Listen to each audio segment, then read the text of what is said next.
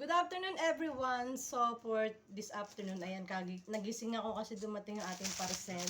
So ito guys, yung aking chinek out sa aking yellow basket, yung pantalon na mura lang siya guys. It's 246 lang siya guys. So tingnan natin kung gaano kaganda at syempre mag-check out na kayo guys kasi wala na talaga akong pantalon guys pag aalis ako. Wala nang kasya sa akin. So tingnan natin guys kung maganda talaga tong aking pantalon na na-check out sa aking yellow basket. At syempre lalagay ko yung link dito sa comment section para doon kayo pag-check out sa mga gusto pong mag-avail ng ating pantalon. Okay? Keep on watching guys at isusukat ko lang. Okay? Hindi natin pwede sukat dito ng ano no. Nang nakakam tayo. Okay? Just wait and see.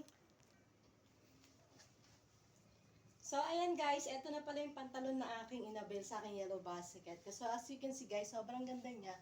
Ayan, so de-garter siya. Ayan, kita niyo naman yung pitig niya sa akin, sa pet ko. Tapos ganito po yung haba niya. Ayan. So, diba, napakaganda guys. Diba? So, medyo maliit lang konti yung bewang. Dapat pala XL kasi medyo large lang to. Feeling ko kasi sexy ako. But anyway, sobrang ganda niya. Ayan o.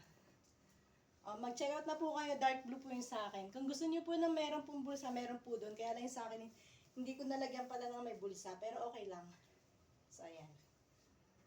So, ganito po siya malayo. Ayan. Sobrang ganda po niya, guys. Ayan. Kita niyo naman, oh. Napakaganda niya at napakasarap suotin. So, ayan. So, mag-check up na po kayo sa aking yellow basket. Ang ganda. Dark blue to, guys. Dark blue. Sobrang ganda. Napaka-comfortable ng suotin.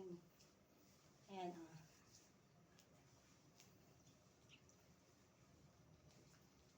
diba?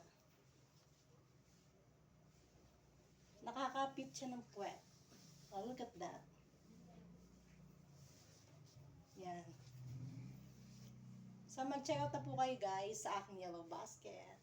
Available na po to sa aking yellow basket. Thank you for watching.